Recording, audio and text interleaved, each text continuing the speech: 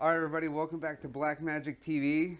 Here we are, finally set up in the Black Magic Lounge, and I have Jame Mendenhall with me tonight, the proprietor, owner, however you want to put it. He has a company called Dirtbag Distro. Yep.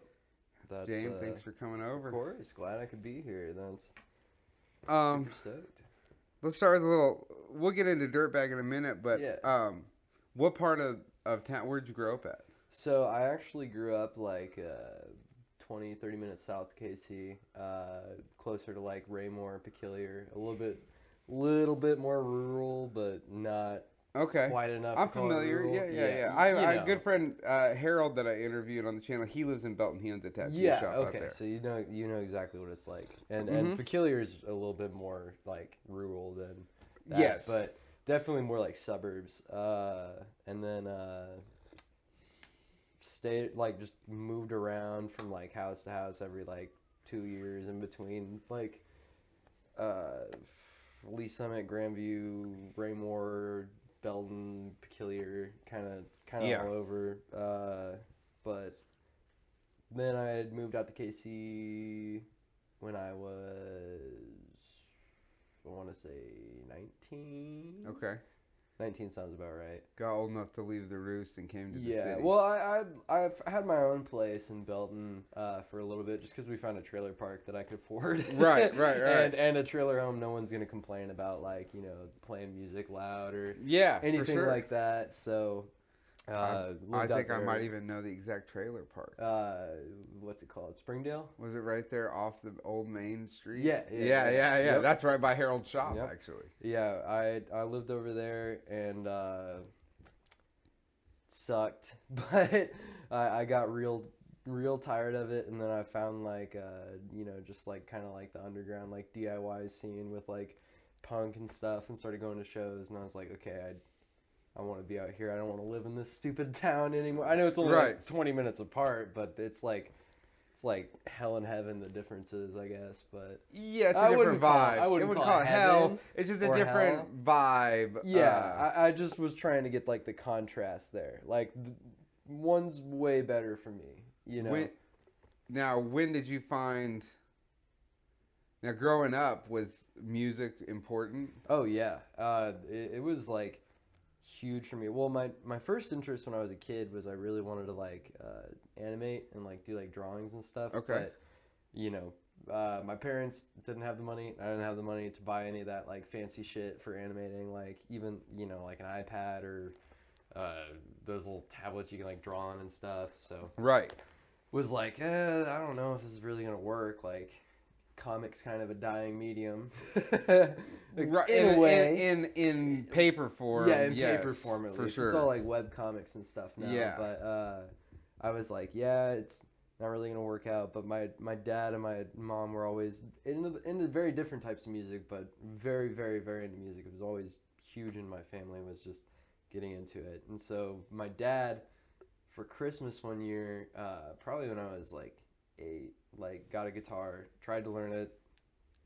Had 2 short stubby fingers is what he always said, and he ended up just like leaving it in the garage collecting dust. So I was like, well, I want to learn how to play guitar. So when I was like 12 or something, I just like picked it up and started like teaching myself how to play and stuff, and sounding horrible for about a year or 2 straight, and finally figuring it out. I think that's how most of it. It's a way to do it. Yeah, if you didn't come from parents who had money, then you probably had to teach yourself how to play guitar. Exactly. That I didn't even want to really do lessons because I mean, like all the shit's up there on like YouTube and shit. I mean, the easiest way that I learned was just like finding songs that I really like and that sounded like, oh, I could play that. Like I don't know, I'm 12 or 13. It's like, oh, Nirvana, like every kid. But it's like, oh, it's all power chords. If I figure out how to do this, and then like, eventually you'll find songs with like, chords instead of like power chords, like a, A, B, C, D, F, G or whatever. Right. And then you start being like, oh, so this song's these chords, and then you remember the finger patterns over time and just pick it up. Definitely. You know? Oh, there it is. What sort of well, did you get any influence from the music your parents were into at all? Do you dig any of that stuff currently? Yeah, partially. There's definitely stuff where we we disagree a lot. They're not like super into like punk or anything. Like Right. they don't hate punk or hate Right, like, 'cause stuff I do, but before we started, you had told me that you're 22. yeah. So your parents are probably somewhere between 40, Yeah, my parents mid are pretty young. 40s. My mom's 42, and my dad's gonna be 46 this year. Okay. So, they were pretty young, but yeah. the age gap is like only 20 years between me and my mom, which is kind of weird to think about. Right. Yeah, that is. Yeah, I don't know what it is between me and my parents. I never did the math. I was the youngest of 3. Oh, okay. I was the middle of 3. Okay. Yeah. Oh, so they were like high school sweethearts, bada bing, bada boom, Yep. went right into into having it. a family. Yeah, old school. Yeah. So what kind of music was your mom into? My mom was definitely more so into like hip hop and rap, but more so like the poppy side of things, you know? Right. There's certain things that I definitely derived from my mom's music taste. Like she doesn't just listen to that, but more so the kind of like 2000s like R&B, pop and rap and stuff, you know, like For sure. the radio hits, I Right. guess. But my dad was more so into like grunge and like alternative music and you know, obviously the hip hop and stuff like that. But both of them also liked a lot of like older like great stuff that I still listen to like daily, you know. But my dad definitely kind of spiked something with that whole like grunge sort of thing. I got really into that when I was a kid.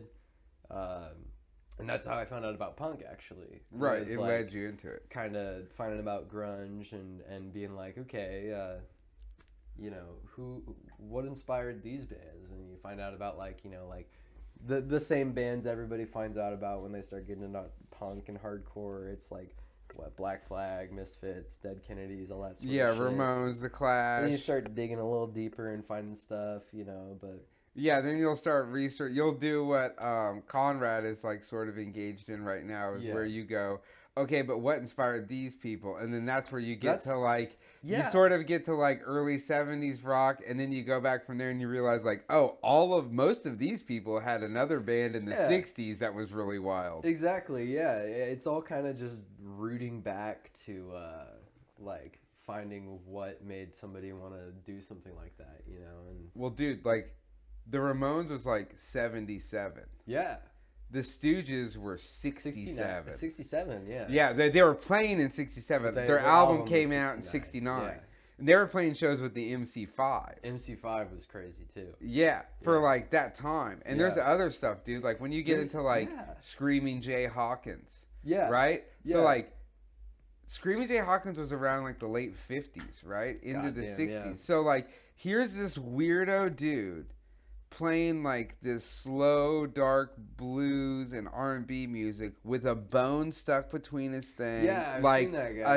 a cape and a shaman deal. He had this song called the Constipation Blues, and it was just like a blues song with him making weird noises. That's awesome. Like, dude, so much. And then like like all those bands had like a shtick back then. You know what I mean? Like, and that's like when you get back to it and you like start there's like some serious like.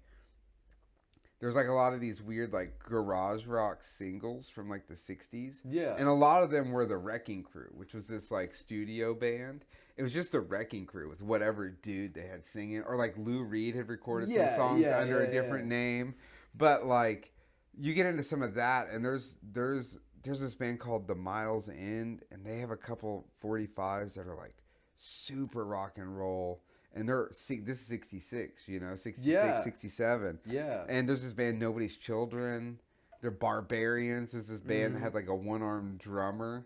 that was also the singer. I mean, and Hell and Sabbath was also fucking 67. Yeah, 67. Yeah, You know? all that Steppenwolf. Yeah. Like Yep. another. That's like one of my favorite bands, and it's a band that like most people Kind of skip over. they've been lost to the radio of Yeah. like. That's the Magic Carpet Ride band. Of course, but yeah. in reality, there's like crazy records that they put Yeah, out. it's always sad when that happens to bands, when you find something that's like, this band has tons of ragers, but they only really have like one that people kind of know about, like way later on, but like the Toadies, for example. Like, don't get me wrong, Possum Kingdom's a great song, but that entire Toadies record It's really good. phenomenal. And they just put out some good stuff after that too. I believe they just played here. They did. They just played here at Knuckleheads, and they played the entire record. I didn't get to see that one, but I went and saw them at Crossroads, probably in like, I don't know, like 4 years. God damn, that was already like 4 years ago. Yeah. But I went out there to go see them, and they played like pretty much every song off of Possum King, or see, I fucked it up again. Rubberneck, and it just sounded the same. They sounded like they were right. Yeah. No, they still like sound coming out of high school playing this shit again. I think they have a new record coming out, maybe, or they just put one out. I wouldn't be I surprised. don't remember. A lot of those weird bands from the '90s that were There's a super lot good. of They like. great ones. It's like when you hear about them and you're like, oh, what happened to them? And it's like, Yeah. oh, they broke up because they had a shitty record deal. It's like, Yeah. oh, okay. Yeah. And now that their time has passed, so they're able to like To do shit again. Yeah. No, I've definitely seen that happen with a lot of bands from that time period, unfortunately. Like, Yeah. Oh, what was that band from out here? Frog Pond? Frog Pond. They Yeah. just got back together. They did, yeah. I didn't even, because I knew them. I had a friend recommend them to me back in like high school. And Didn't realize they were from I didn't realize they were Warrensburg. from, I Yeah, didn't that's realize where they they're were from, yeah. Missouri, and then like all of a sudden I start seeing their name on flyers like everywhere. I'm like, oh shit, I guess they're from out here. Yeah, there's like a lot of weird. So I'm 39, so I'm like much closer to your parents' age. So I'm sure like, and my sister is a couple years older than me, and she was like heavy into grunge, but like at a certain point, I was probably like 13 or 14. It was like right at the cusp of my sister like hanging out with friends that could drive, and there was this dude, I can't remember his name. He looked like he was in Typo Negative, basically. Oh, yeah. He looked like Peter Steele, Yeah, but he was yeah. like skinny as a rail. And he drove this Camaro. But every time I saw him, he had on one of those OG Misfits shirts with the Danzig Elvis on it. Yeah. And I was like, I annoyed that guy so much that one day he just handed me a Misfit CD. It was like, here, just listen to it, and yeah. you can find out. And then after that, I just started stealing my sister's punk rock records. But at that time, it was like No Effects was huge. Rancid was huge. You know what I mean? My dad loves Rancid. And then, so from that, and you could even jump back a little bit to where you're like, oh, this guy was in this band Operation I. Like, older cats, like, I hung around a lot of older cats, and they would turn me on to be like, oh, because they were all, like, really pretentious already, you know what I mean? Because they're, like, in their 30s, so they're like, fuck Rancid, you should be listening to Operation Ivy. And you're like, oh, okay, well, I guess I could listen to that, too. But, yeah, there's a lot of good, around Lawrence, like, there was a lot of weird bands that like ended up coming to town, and like one of the people would like the dude from Everclear lived out there for a while. Oh wow, really? Yeah, I remember Everclear. The Urge, rules, they were from Topeka. Oh yeah. There was Tenderloin. Yo, shout out Ernie at Tenderloin. Last night I knew he was cooking down at the Ship. I think he still does. That band rules. Isn't like the drummer from Tool, like from Danny Carey's from Topeka. Topeka, yeah. Yeah. I don't care what anybody says. World class dickhead coming from a ex bouncer in the city. Ooh, okay. But also that dude did just get arrested for like doing some shit. I'd believe they dropped the charges I read the other day. But like I used to always like. I would charge him to get into the riot room, and they'd be like, "Do you know who that is?" I'm like, I don't know who I am. How would I? Like, I'm gonna know the drummer from Tool. You know what I mean? Like, I know who that is. like he was in he had that metal band, I think it was Origin maybe. That's how he ended up in Tool. I'm not sure if he was an original member of Tool or if he joined Tool after they became popular. I don't know the whole story. I'm not going to speak on it. Yeah. But I knew he was from Topeka and he had another band. And everyone that like drums loves him, and then like everyone in metal bands like thinks that dude's awesome. I think it's just because he used to like in his defense, I think the good thing he did was like he would grab local bands and like was into he really is into music. Yeah. But as a dickhead, me being a dick, I mean, I used to charge him. I used to charge him. I used to always try to charge him the cover to get in. He's like, "Do you know who I am?" I'm like, "I don't know, dude. There's like 5 people in here. It's $10. Like, what do you want me to tell you?" You gotta pay a door, man. But they still play. Tool still plays. I have a lot of my friends were way into Tool, dude, and I could never. My brain don't work like that. I didn't like Korn. My sister was like big into Korn. I never got into like Limp Bizkit, all of that. Like the Limp Bizkit. I ironically love new metal. But I never got into it. That Limp Bizkit record. Me and a buddy a few years ago like went back while we were working one day, and we made a list of all these albums from when we were in junior high and high school. Yeah. And we listened to a bunch of them. We tried to listen to Korn's first record. Yeah. And it lasted for like 2 songs, and we were just like, okay, that can't listen to that. I haven't sat We got pretty far through Kid Rock's Devil Without a Cause. Just because it was like you could listen to the music. Yeah. The Limp Bizkit record, we listened to most of the first Limp Bizkit record. Oh, okay. The first major release. $3 Bill, y'all. Yeah. I mean, so many records.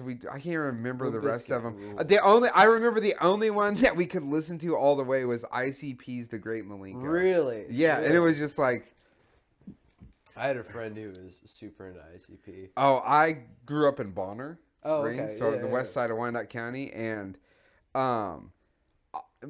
so many people I know were and still are juggalos. That's awesome. Which I don't like. That's like a whole lifestyle, you know, and much respect to them for that. For life. But I didn't realize how, like, that's a good record. I don't care what anybody says. I stand behind, like, from that, just the way it's put together, the way it flows. Like, those dudes were doing something way different. I gotta stand by. I still haven't listened to it. Oh, yeah. So I can't mandatory listening. ICP's The Great Malenko. I haven't listened, but Black Magic approved. Yeah. Well, you need to give it a try. I'll give it a try. I'm like, as we're sitting here and I have the Viagra Boys' latest record sitting behind me. My whole record collection is down there. But it's like, it's all over the place. I don't have for a long time, I was like, I listened to like punk rock. I got into the Beatles way early, but like where most people like late Beatles, I like. Really, you like early Beatles? I like the early Beatles. I'm like not, up I'm to like Beatles Help. Fan. Like I do love Help. Help is a great record. But even like all the cover stuff, because when I was a real little, I used to tape the oldie station, and back then it was all 50s and 60s, late 50s, early 60s music. But I got into the Beatles very early. Didn't give a shit about the Rolling Stones. And then later, I found punk rock, and then it was the only thing that mattered was punk rock. Up until I was like 17-ish. So for like 4 years, it was all punk rock. And then the last few years of high school, I like cut my hair into a pompadour, started cuffing my pants, and it was all hot rods and rockabilly music. And at that time, like, rockabilly was huge. It did have a big, like... resurgence in, like, the early 2000s. And then over time, it just, like, I got bored. Yeah. And it just kept expanding. And it was like, okay, but, like, what's just good? So, like, it could be any genre. And I like, it's like, play me the good one. Yeah. Play me whatever's good in this, and I'll decide if I like this kind of music. I've always said, and I stand by it, is there's something in every type of music for everybody. Like, I will never go to be so far as be like, oh yeah, I hate, I hate this type of music, and it's like, no, you don't. You just haven't found something that is a banger yet, because there's bangers in every type of music. That's why I think I like punk and shit so much is because it's kind of derives from everything else a little bit more than most of the other subcultures of shit that I've seen. Because like a lot, well, I can't speak for it completely. No, there's a lot that I get agree. very far, but like me and like fucking Brady, we went and picked out some. Brady's the guitarist for my band Foil. Okay. We went out and picked out some records on this like shuttlecock thing where they had us like go to 7th Avenue, pick out some records, and talk about them. Right. Which was cool. But we were the first punk band I think they had on there, and there was one punk record between the two of us, and we both got like 7 things or something like that. Right. You know, like I feel like. Did they buy the records for you? Yeah, no, it was Shit, awesome. I need to get. Hey, Shuttlecock Magazine, holler at your boy. Hit your boy up. Come interview, and then we will go, and I will. I'll I would love to go. I'll text Aaron right after this. But so what did you pick though?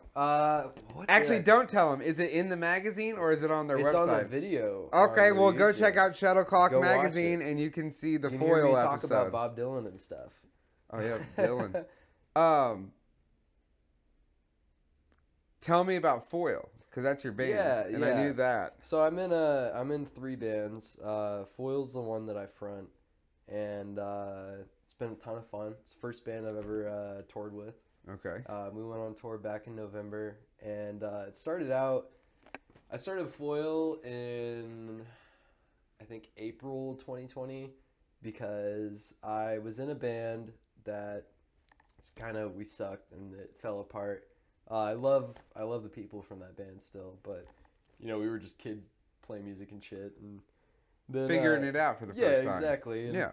then I was like, the band kind of broke up because of just different things happening, and I was like, well, I still want to make music. And For sure. the dudes from Loss Prevention, we were at a show, and you know, back when, you know, I started going to shows, it was kind of the flip of what it is now, because a lot of the shows I went to, it was like I was the youngest kid there. Everybody else was in their 20s or older, and nobody wanted to fucking talk to me. I sat in the corner. Well, I stood in the corner and fucking talked to my friends that I brought there, and then slammed and went home or whatever. But it was just this weird shift now where it's way younger people coming out to shows, which is great. I love seeing like kids getting into punk and like coming out to like DIY shows, because I know like for me when I was like 16 going to shows, that was huge. I was like, this is awesome. I love going out and, you know, having random nights every week where I'm just like, oh, I'm gonna go to a show and go see some friends and have a good ass time. Yeah. Now it's even cooler because all their friends are actually pulling up, you know? Right. But anyway, so we were at a show. I think it was at Waterworld, which isn't a thing out in Kansas City anymore. And the Loss Prevention boys were, I think it was Tommy and Iggs from Loss Prevention were talking to me and some of my friends, and you know, we were just like, oh shit, like somebody's actually talking to us, you know, this is crazy. And they're like, you know, you ever smoked ketamine out of tinfoil? And I was like, no, I haven't done ketamine yet. No. They're like, you should start a punk rock band and call it Foil. You guys should start a band and call it that. And none of them like jumped in on it because neither of them really played music that much. And I was like, well, shit, I better jump on that shit. Yeah. So it's a fucking great name. Yeah, I made it a solo project at first, and then eventually we had a drummer and a bassist fall in line. Jasper's wonderful. Our old drummer, I'm not even gonna name him. He was a piece of shit.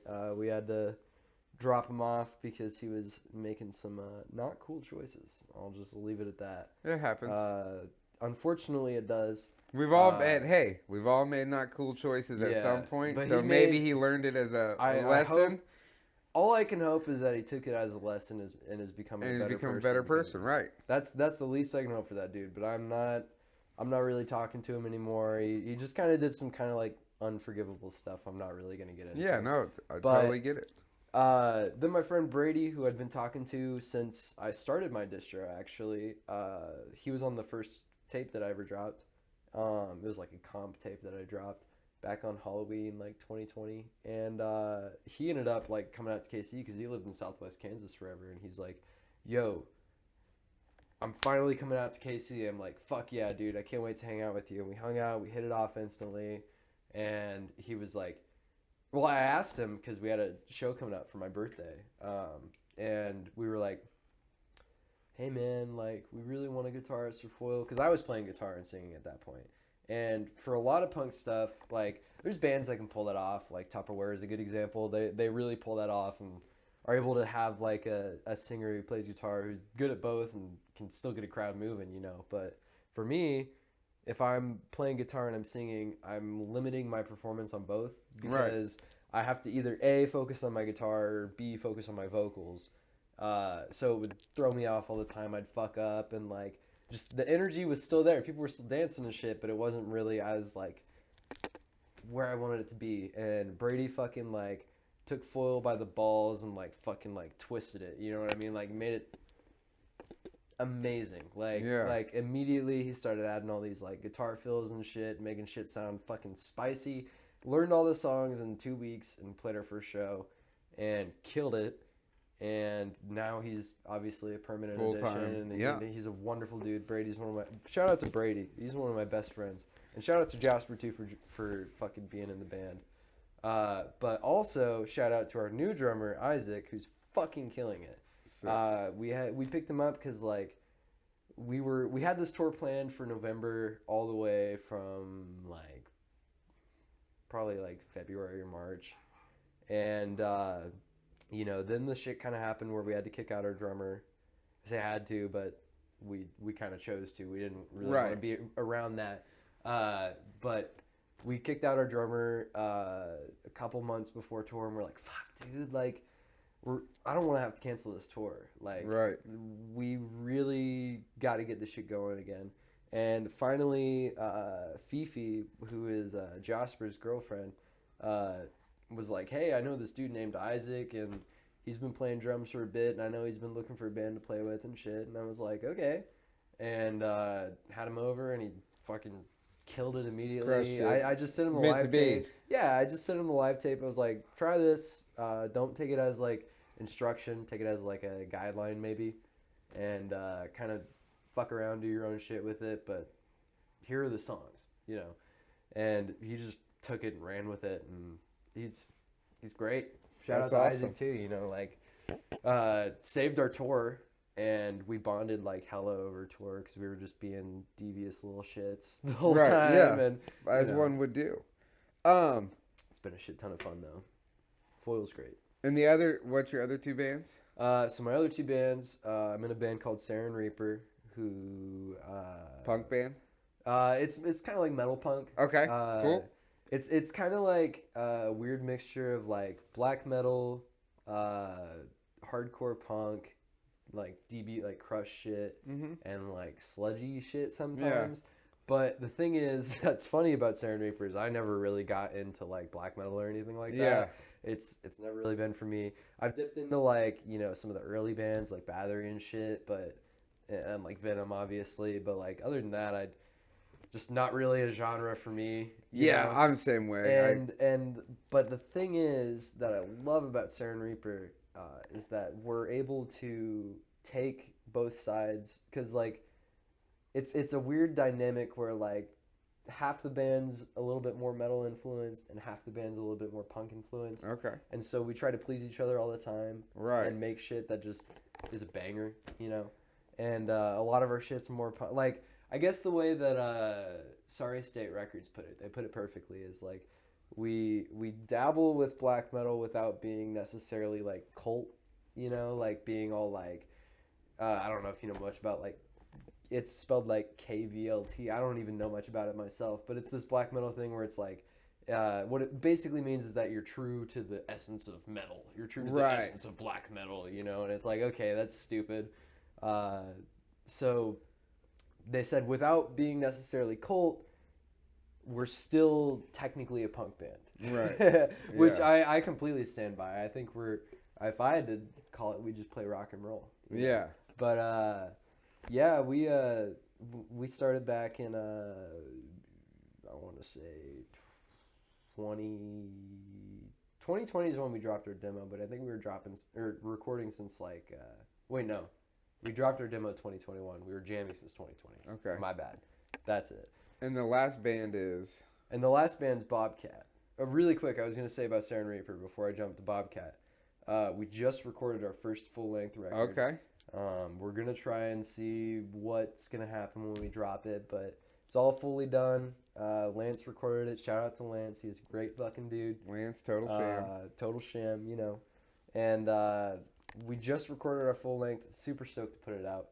Anywho, my other band is called Bobcat. And is that the band that Nathan That's did? the band that Nate fronts. And it's Nate and then Jasper and Brady from Foil. They're playing guitar and bass, and then I'm playing drums. Okay. And that band's fun as fuck. We honestly started it because Sist was coming to town, and I told them I'd help them book a show, and Sist fucking rules. And they're like not together anymore, so I was like, we gotta nail this shit. We gotta get something good for them. And I really wanted to play it, but Siren Reaper didn't quite fit the vibe of the bill, and we had already got a new drummer. Foil still didn't have a drummer at this point, so we're like, okay, let's start jamming and just fucking, we'll find somebody to front it. And then we were like, why don't we fucking ask Nate? That dude needs to front because it's more of like a hardcore band, yeah, right? it's way more like hardcore punk. Yeah. And I was like, yeah, we need fucking Nate on this shit. And Nate kills it. He's a great front man. He's a great fucking vocalist. He's just all around like nice dude to fucking get around. And we just fucking we're like, yeah, let's come up with some songs and do a set for the Sist show, and we'll see what happens, you know. And so worked out. We played the show. It was a banger, tons of fun. And then we were like, okay, let's just keep going with it. And we just recorded for the fuck of it, because we were going to record one song for the Halloween tape that I do every year. But we were like, fuck it, let's just record all four. They're short, sweet, get it done in less than like 10 minutes or whatever. And we get it done. And fucking now, though, you know, obviously Nate has a kid.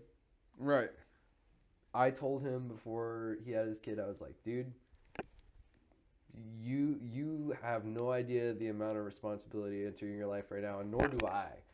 But do not let us fucking interfere with anything. Right. Like, so Bobcat is not on a hiatus because like we're still like Jasper and Brady and I are working on new music, but we're kind of waiting for Nate to get more back in the rhythm. Yeah, for sure. Yeah, I just hung out with him the other night. Yeah, we were hanging exactly. out at and Conrad's. I see him around and shit, you know. Yeah. But it's 100%. I'm like, yeah, dude, fucking, that's awesome. I'm so happy for you. Take your fucking time with it. Fucking don't worry about this shit right now because it's not important. Bobcat will fucking be able to start up whenever. So we want to do something cool and drop like a pretty lengthy tape at some point. Yeah. But, you know, right now we're just like, you do you. We'll work on coming up with some new songs and shit. And then when we have some shit structured, you can come by. Right. You know? Because that's an amount of responsibility that I don't know about. Right. Like, I know about it because I've seen it. Like, my little sister had a kid recently. Like, I've seen it firsthand. And I could not fathom it. You know what I mean? Yeah, Like, it's wild. And so I'm like, yeah, dude, fucking give that little kid the best life you can have. Focus on him. What so you have Dirtbag Distro. Yeah. And what exactly is Dirtbag?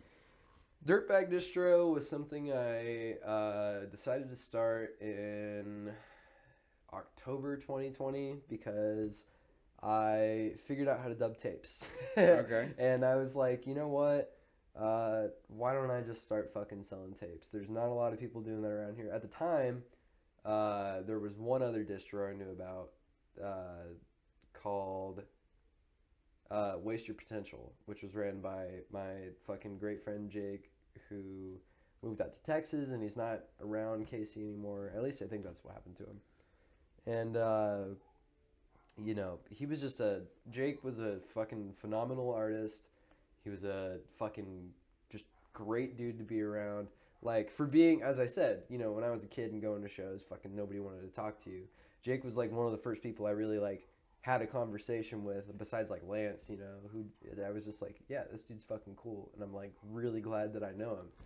And so I was like, I really want to do what he's fucking doing. Like, that's sick.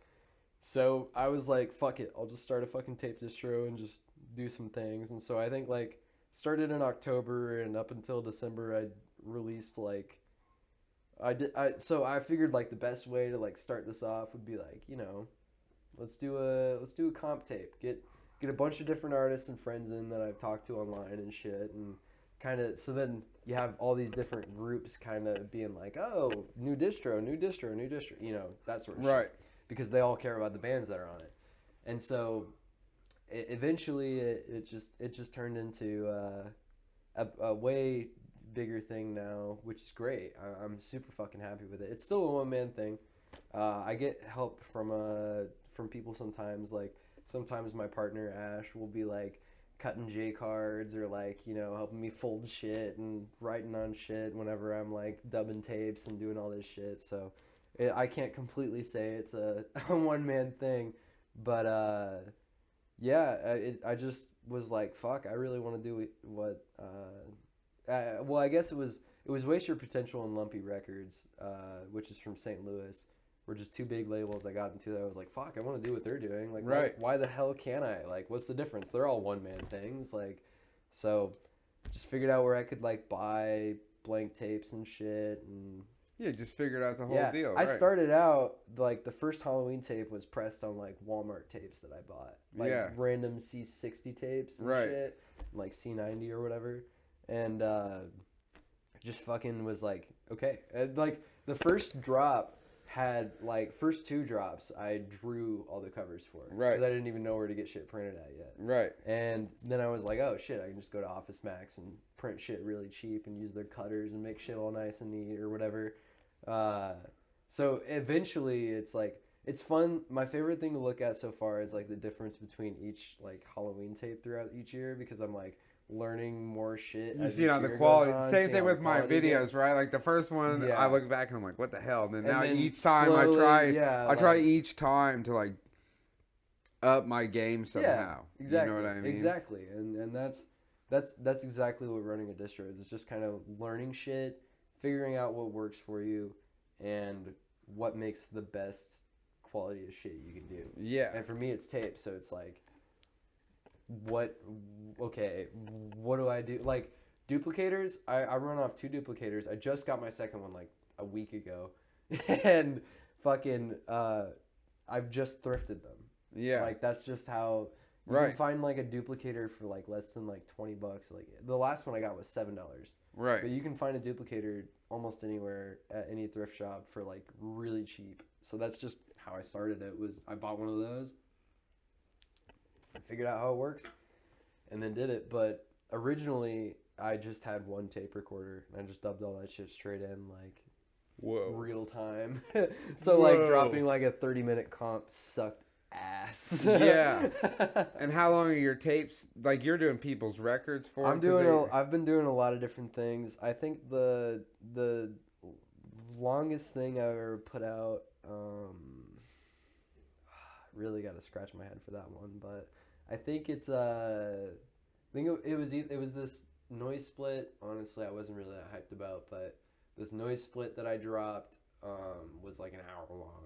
Okay. And it was 30 minutes each side. Each side, right. And that sucked. And most things you're lucky if it's 30 minutes for the whole tape, right? Like these punk Generally, albums. it's like 10, 15 minutes a tape or whatever, but... Is it just, and you're just doing tapes? Yeah. No shirts or anything like that? You know, it's a money thing. Yeah. No, I'd like to do shirts at some point. I've DIY'd shirts for people at some points where I had like a stencil. I would like get like fabric ink and just like paint pad over it. Oh yeah, that's cool. So some people have like some like OG like DIY shit that I did, and I'll use like the like linoleum like stamp printing method, but it never seems to hold that well after like a wash or whatever. Right. So now I've started finding people who print shirts for really cheap. So I need to just fucking sit down and make them, but I also just don't know how they do. So it's just like, fuck, I need to do it. But also I'm not really about repping the brand as much as I am just like all the bands on it. Yeah, it's more about you just want to get the music out there to people. Because like I mean, there's other distros in KC like doing shit, you know, and other like labels and production companies or whatever. I only like one or two other like tape things that I can really think of, but you know, there's just not a lot for it, and not a lot out here that can really kind of get a reach on at least like whatever. Yeah, kind of, like, it's a wild thing because for like a few years back, it was like huge. Oh yeah, into like garage rock. Yeah. Revival stuff, and then that yeah. sort of died off, and now it's like, but always like, I remember back in the day we were going to Washington, and some guy was like, "You're not going to Olympia, are you?" And I was like, "No, we're going to Seattle." He's like, "Good." He's like, "Never go to Olympia." Really? And I was like, "Why?" He's like, "It's the kind of place where they only listen to cassette tapes." And I don't know why I understood what he meant, but I understood what he meant. You know what I mean? Kind of that hipster shit. Yeah. Well, it was just like he was just like. Just some dude being an asshole, you know what I mean? It's Probably didn't like Olympia. We have the technology. We're just so refusing. We're just so rich that we're not and that's like a thing I don't understand. Like, you know, like for an independent band, the cheapest method I gotta feel of like making a physical copy is a cassette. Obviously, 100%. Obviously. So why not? But like we were talking before, like when bands are like, I will not put my music on the internet. It's like, well, dude, like, if you had people that supported you and bought the cassette, then you might be able to put it on vinyl one day. Or that's something. true. I mean, you like, know what hell, I mean? fucking with Foil. Yeah. We dropped our demo, and I did like 100 or so tapes of that. Yeah. And it sold really well. People were fucking with it. Bandcamp wrote a fucking review on it. That's awesome. And that gave it a ton of traction. And this label hit me up in Chicago. Shout out Violent Pest. They're a fucking awesome ass label. They just, out of nowhere, hit me up and were like, "Hey, I bought a Foil tape from Sorry State, and I'm gonna wear out my tape player how much I'm playing this shit. And I'm gonna, or either he was like, I'm gonna wear out the tape from like playing this so much. It's gonna end up fucking up. So can I just like press a like Flexi 7-inch for you guys? Yeah. And like no charge." Like, and you guys get to keep, like, we got, like, 50 copies of it. Yeah. It's like, what the fuck? Yeah. Oh, duh. Yeah. It was, and the dude was so nice. Like, we originally were going to drop it on, like, a blue Flexi, and the label fucked up because there were a lot of problems with, like, record labels during, like, COVID and shit. Or I guess the plant, sorry, not the label. With getting the records made, yeah. And so the plant made it black instead of blue. And he was literally willing to be like, he's like, yeah, if you're not happy with it, like, I can totally, like, resend these back and try and get, like, a blue one, like, going through and pay for it or whatever. It's just for my pocket and shit. I was like, dude, no. Yeah, that's whatever. fine. We got a vinyl. It exists. It's cool, yeah. I'm stoked about that. It doesn't matter. But, at this point, I don't think most of the punk kids are at the level that I am, where it's like, some of us are, where it's like, oh, there's a cool one. Yeah. Like, I'll pay more money for the cool one. Yeah. You know what I mean? Like, even this record, like, it came... Watch, people are going to be like, he's holding the record weird. Like, it came... it's like pink. Yeah. I can't believe he held his record like that. Well, it's not your record. I'll do whatever. I paid my $30. Yeah, that's your record. You can I'll break it in half if I want. Yeah. You can touch it however you want. But there's something cool with it. And, like, now I'm seeing, like, some of the records I've bought like that, over time, they've definitely appreciated in value. So it's like, oh, well, that's cool. I got something that is rare, you know? Yeah. Do you got any more of those Foil records? Yeah, still got a few. Oh, I'll buy one of those. I'll slip you one sometime. I'll slip you because you're doing it. Oh, no, dude. I'll support. But I've seen you play. I don't remember what show it was, but I've seen Foil play for sure. So what you were talking about, like going to shows when you were young and no one talking to you. Yeah. Right now it's like the opposite. It's the opposite. I go to shows and I go to Farewell and I'm looking around and I'm glad they started doing like the all ages thing next door. Yeah. Because it was like you're sitting there. It's like, dude, yeah, you are gonna have. Something is gonna go wrong. Yeah, it's just like you're just like a ticking time bomb waiting to happen. And, you know what I mean? I appreciate them having the all ages spot. Right now. It's great because honestly, like, I've seen lots of fights and shit, and lots of people like, you know, like lots of kids getting fucking hurt and shit. Lots of kids busting their head open on shit. And Right. It's like, yeah, well, when you're like, you know, a 14-year-old girl and you get shoved by a fucking like 40-year-old like big ass man, like Yeah, there's like when you're at a show that spin like kick the to old the dudes are face, gonna you be know? at, like Yeah. like there's certain, especially like dude, hardcore shows. Oh yeah. Like that's a different Yeah. thing. Oh yeah, dude. I just went and saw Madball. Oh yeah. That's my kind of hardcore, Yep. dude. Like I need a little thug with my hardcore, Yeah. you know. I'm into hardcore, but I just there's such a like bro-y culture to a lot of it that I'm not. There is about. like there. It's really weird because like a lot of it is like straight edge, but then there's like bands like Madball where it's like those guys couldn't be more the opposite. They Yeah. were like they're more like rappers from that time, you know. Yeah, Like yeah. I always looked at them like, oh, these guys are like playing hardcore music for like criminals, as Yeah. to where like other bands was like these guys are just playing it. Like Minor Threat was playing hardcore Yeah. for like whatever to like turn people on to eating salad and like Eating hating the salad. government. Yeah, I never really got into fucking hardcore for two reasons. Like, I mean, there's a lot of bands that stick out from the genre and are completely different. Like, do not get me wrong. H2O is I totally can't- different than as Madball, I've which is always totally said- different than Sick of It All. As I've always said, and I think I said it earlier, there is something in everything for everybody, and there's tons of hardcore that I love, but a lot of it,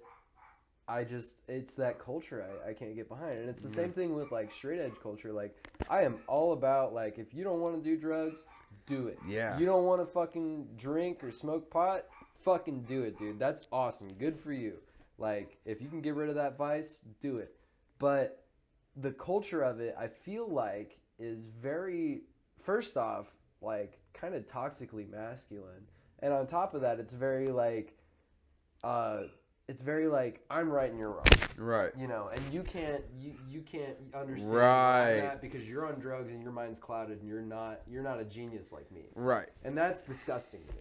I never got behind, like, I know people who just like don't do drugs and shit, and it's like, cool, like, yeah, do you, fucking, if you can do that, shout out to you, fucking do it.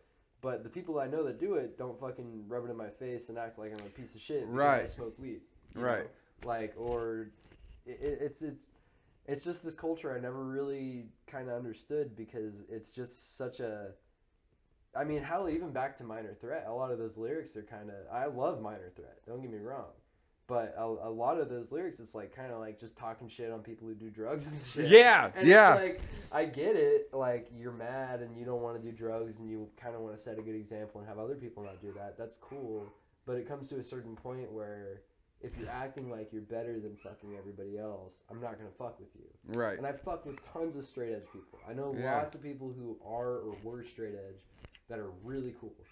But I personally never dipped into that subculture because it's just like, Yeah, I'm it not got gonna real act militant. you're Like better when I was coming up, there was like the FSU thing, and then Yeah. like, but then now like the irony, like most of those dudes joined like an outlaw motorcycle club Yeah, out there on yeah. the East Coast, and they're all like, it's a fucked up story. Yeah. We don't need to talk about that, but Nah. it's the East Coast shit. It's always like, and that's the irony of it. Like most of those people were straight edge until they were like 22, and then they drank or whatever. Then life hits them. And then that just makes the other ones that are like the older they get, the more they're like, I've been down with straight edge my whole life. It's like, cool, Nailed dude. to the edge. Yeah, brother. like you don't that's even know. it's so The cool. only That's thing I have to that's say cool. to straight edge people is that caffeine is a drug.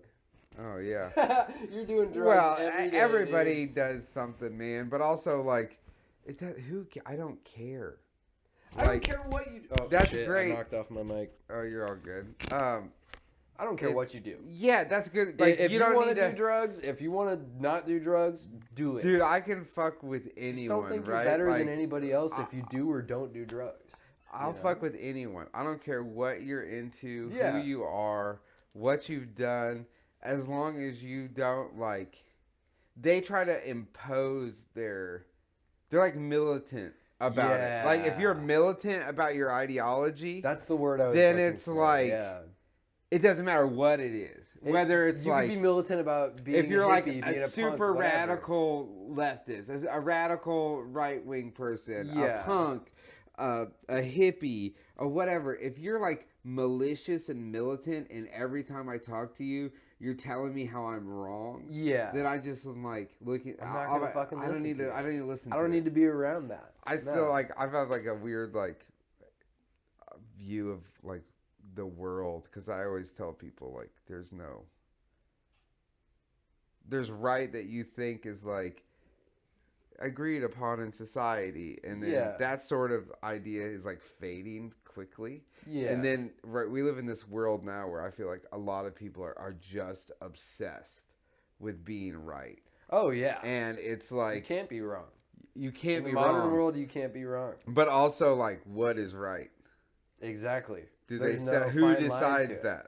Yeah. Like, I'm pretty sure Adolf Hitler didn't think he was wrong. Yeah. You know what I mean? But like, I'm not saying he's right. He's not right like, by any means. By any means. But... Joseph Stalin, the same way. Whoever, our own presidents. Yeah. Like, not a single person that's ever been the president of our country has probably been like, oh, I'm wrong. Well, that's what I've always said too, is it's like everybody's just in their own fucking world. No matter how close you think you are to somebody, you're in your completely own fucking timeline. Yeah. You have experienced completely different things than me, right. And I've experienced completely different things than you.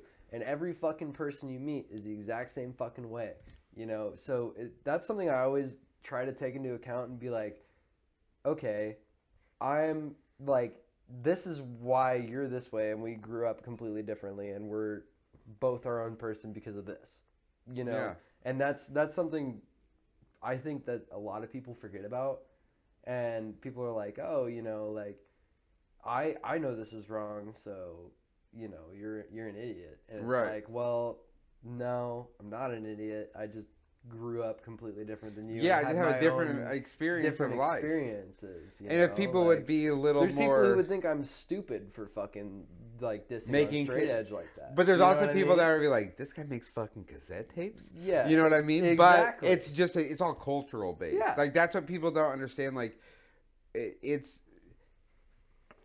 Everybody's now gotten to a point also where it's like, oh, you're appropriating this other culture, where it's like, well, how do you not know that, like, if you don't know that person, you never talk to them, how do you know they just didn't grow up that way? Yeah. You know what I mean? For real. It's you never know exactly. Like, if you were a white kid that lived in the hood and you grew up around the essays, but you dress like a cholo now, like, I mean, what, you don't know no better. Yeah. Like, that's what you know. Yeah, no, like, if you grow up listening to punk rock and then you get older and somebody's like, I mean, dude, I come from a time where, like, you used to get, like, punk rock was not a thing. That was, like, okay. Yeah. Having tattoos was still not a thing that was okay. Yep. Having colored hair was, like, it was instantly, like, you were getting called a fag. Yeah. Every time you walked out in public. I remember some of that shit. Yeah. And so, like, and it's just in the last few years where that stuff's changed. I've been blown away by tattoos, like, how there's, like, tattoo shops on every corner, and, like, everybody, like, is tattooed. And I tell people now, like, yo, if I would have known they were going to be so cool, I probably wouldn't have got one. Exactly. I was about to say.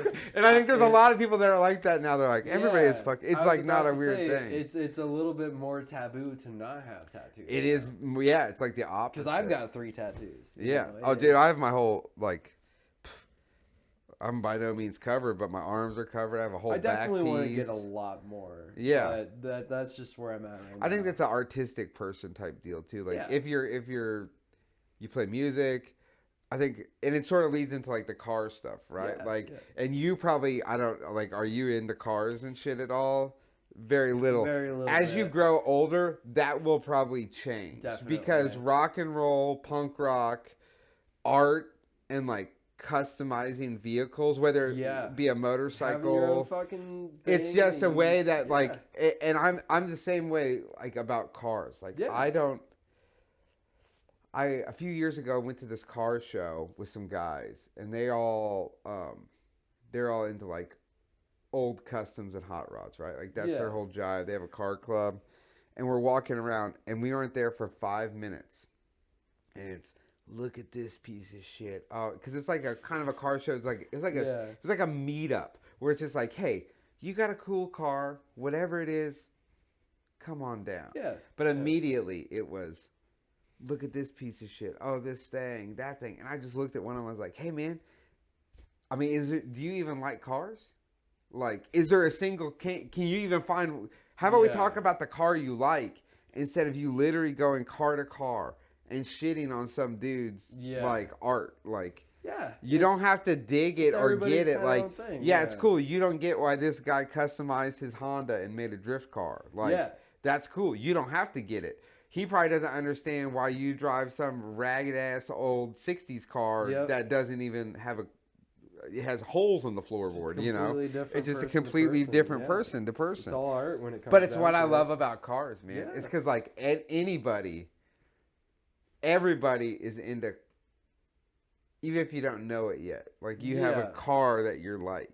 You know what I mean? Like everybody has. Finally, like it's got a lot of work that's got to be done with it, but I got myself a fucking van finally. Oh, nice. And what kind of van? It's just a fucking SUV. It's a Ford Expedition. There you go. Just fucking but it's nostalgic too because I grew up. So we had this car. We had a Ford Expedition. It was a red one from like 2000. I want to say 1, and right around the year when they dropped the tape player in cars and shit too, which.